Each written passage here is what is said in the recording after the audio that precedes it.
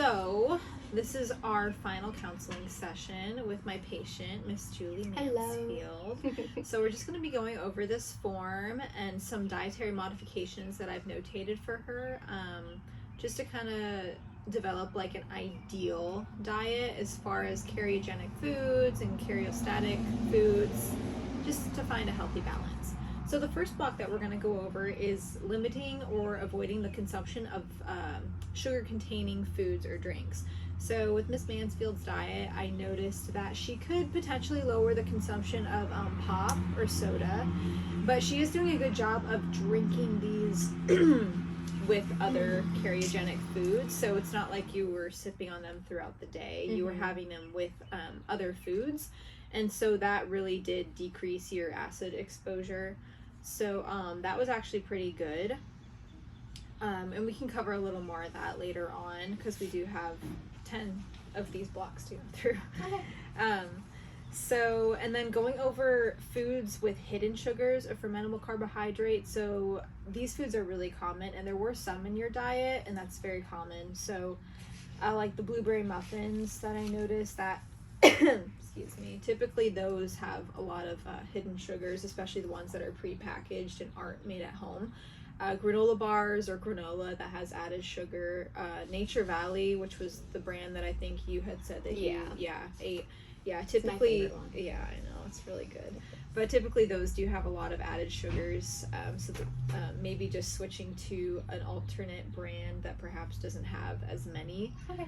Bananas, even though they are a healthy fruit, they do have fermentable carbohydrates, hidden sugars in that category. So just being aware of when you're eating them, making sure that you're having them with other meals so they're not just prolonging your acid exposure throughout the day. Okay. Cheez-Its, same situation, basically croutons, pizza crust. You can't avoid all fermentable carbohydrates, but just being aware of when you're eating them, the combination in which you're eating them can be really beneficial.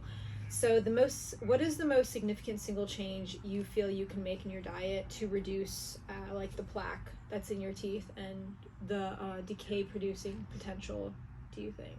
Definitely switching from regular soda to sugar-free. I do like sugar-free soda. Okay. Because I grew up on soda, which is awful, but I like the carbonation mostly. So I do enjoy some sugar-free sodas, and also I don't like water, but trying to incorporate water at least when I'm eating meals, drinking the sodas, to drink those between, kind of flush out that sugar and food sitting on my teeth for a prolonged period of time to prevent that. Yeah, I think that's a really good alternative, because that's kind of what I do. Is I'll like if I have something, like even if it's diet pop or sugar-free, there's still like ingredients in there that can produce those acids in your teeth, and so that's what I do. Is I'll like take a sip of water, just kind of like wash it out. So I think that's a really good common ground for that. I think that's a really good substitution. Okay, so going on to this next block. So these are the food groups that you showed a deficiency in, which it's really common. So vegetables, fruits, protein, and dairy. So the one that you were most short in was vegetables. So you were down like 1.6 cups daily. It's really hard to get those vegetables in, but we can go over more about how to incorporate those into your actual meals in the next couple blocks. Fruits, you were down like 0.7 cups daily. Protein was only 0.3 ounces. So that was really good.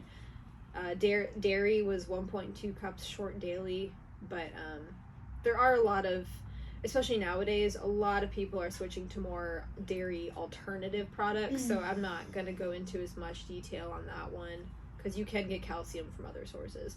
And then for your grains group, you did show in excess of 2.3 ounces daily. So I mean that's surprising, because I do like fruits and veggies more than baby grains. yeah. But it was for that week. Well, I think you don't even really think about all the grains you're getting, because like a sandwich, 2 pieces of bread is like a decent amount of a serving size. True. So I mean, especially like rice and all that. Yeah, it's stuff you don't even. It just adds up really quick. But that's I mean, true. I don't see an issue with carbohydrates. That's for sure. Well, you had like good ones too. I mean, it's not like you were having an excessive amount of like really processed sugary ones. It's just they're always going to be in the diet. So okay, block number 5, we're just going to talk about improvements to your breakfast to provide more balance. Okay. So I mean, there's kind of a lot of things you could do because you were short in 4 categories. So there's a lot of ways you can implement these food groups into breakfast alone. So just, more fruits, just like a cup of berries or like half of an apple, something like that. If you're going to be having smoothies, which I did notice on your food diary, you could just be adding a cup of spinach or a cup of kale or just greens of your choice. I have done that. I sometimes will do the spinach. Yeah. I just didn't have any. Yeah, so and to me personally, I didn't notice, I don't really notice a difference when I put greens in. It's almost like they disappear. It doesn't taste anything, but it's in there, so you're getting that. Exactly. And spinach is good, so good for you. Yeah, so definitely could do that. Okay. Or another thing, adding like Greek yogurt with no added sugar into your smoothies is a good way to boost not only dairy but also protein, because like a cup of Greek yogurt can have like 20 grams of protein. Yeah. So I mean, that's a really good option as well. I did switch from regular Chobani. I use a different brand, and it actually has like, I don't know how many grams of protein, but it has protein in it, and I have to check if it has added sugars. Yeah, it's nice when you have like the combo. Like it serves like instead of pure just sugar with no like protein or anything. Yeah, so, okay. Exactly. And also those things will keep you full longer too. It's like a hunger crushing combo almost, because it incorporates a lot of different food groups. Because I also use oat milk, so I don't know if that has added sugar. Sometimes I'll use oat milk, sometimes I'll use regular milk, or just the yogurt. So, right. So with the milk alternatives, some of them do have added sugar, so you do have to be careful, but there are a lot of good options that do not have added sugar. So you just got to kind of read the label and decide for yourself. So for lunch, we're moving on to the next block, going back to the deficiencies. So again, you could just supplement your meals with like a vegetable serving, and it's totally your choice. You want to make sure that you're picking something that you're actually going to be eating instead of just arbitrarily choosing like broccoli or cauliflower. I mean, unless you like those things. I do. Yeah. I like all veggies. I just really don't. Yeah, I struggle with like eating dinner. I'm a snacker. I am too. So that's why I feel like I don't get a lot of my veggies incorporated into my meals. Yeah. So that's like, again, like you said, putting the spinach at least in the smoothies. Yeah. To help at least a little bit. Yeah. And also just like making sure you have these things like on hand in your fridge, or like making sure that you or have like a little Tupperware container full, because preparation is what really helps to make positive changes to your diet, for sure. That's true. Because it's like, I'm a snacker, instead of being like, oh, a bag of potato chips, I'm like, well, I have, it's veggies, like, I love veggies, and it's in front of you. Pack it, bring it wherever I'm going, school, whichever. Yeah, definitely. Eat that as a snack. So, okay, I'll start doing that. That's a good idea. It's, it helps a lot. Simple things you don't think of. Exactly. So yeah, that would, help with your veggie, your vegetable intake, that food group. So again, I know you said you had smoothies for lunch as well, so if that happens again, spinach, kale, leafy greens, Greek yogurt. You could even add in like a protein supplement if you want. I don't like protein powder, so that's why I do the protein yogurt, because other than that, I won't get my protein. It is hard. Yeah, it took me a while to find one. I mean, sometimes there is certain proteins that are really, really good, but it's kind of like a needle in a haystack. If you're not a protein person, you really have to find something that you like the flavor of. It can be difficult. Yeah. And then also, just fruit, protein source. It's just like your preference, and again, just preparing ahead of time, having fruit on hand, or having like a like a protein bar with not a lot of added sugars on hand that you can just kind of add into your meals with the least amount of effort as possible, because obviously things have been crazy lately anyways, so it's really hard to have balanced meals in this program. So improvements to dinner. Your meals were actually pretty balanced for dinner. I mean, the only thing I would suggest is like incorporating, so like you had like spaghetti, so maybe having like a side salad of like spinach or whatever kind of again, what vegetable you prefer, just like on the side, just to kind of steam fresh ones. Yeah, like steamed green beans or peas or whatever. Either way, just whatever works for you.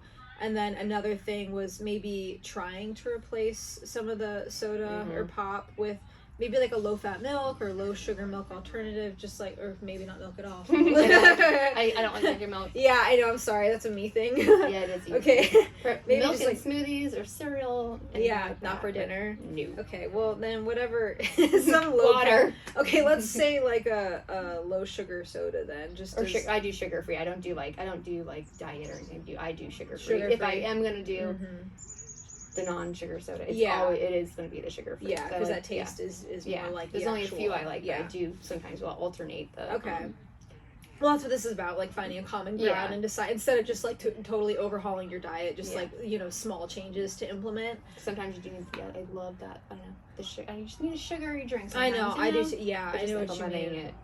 It's hard. And getting used to like a new flavor is hard as well, so. Absolutely. So moving on to the next block, improvements to snack selections. You had mostly good selections for this as well. You had like cheese sticks, for example. I mean, those are like, considered cariostatics. That's good as far as preventing cavities. But this is, you know, again, just another opportunity to sprinkle in extra fruits and vegetables. Like if you forget at breakfast or lunch, if you have like a snack in between lunch and dinner, you know, you could have like some berries or half a banana or, you know. And what I like to do is, instead of just having like a plain fruit or vegetable, like if I have carrots, I'll have hummus. You know, if I have apples, I'll have like some natural peanut butter with it, just to kind of really curb my hunger. Combinations like that can really be beneficial. Okay. And again, just avoiding sugary drinks, but you know, I won't beat that horse anymore. We already went over that. So what is the most significant single change you feel you can make for a more balanced diet?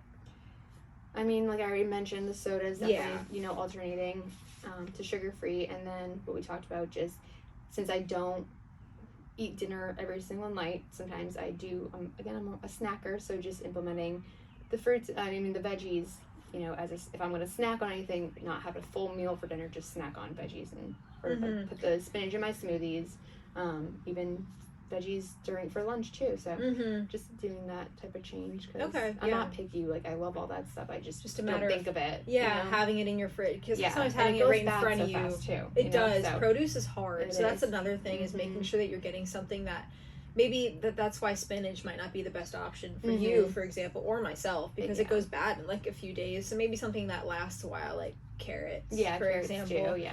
So okay, so just in a sealed container, kind of having stuff on hand, so you see it, you think about it, and then you incorporate it in, like fruits and vegetables, and sticking with a more low sugar pop. Overall, you have a mostly balanced diet, so I think with the suggestions that we discussed, you will be on the right track. Okay.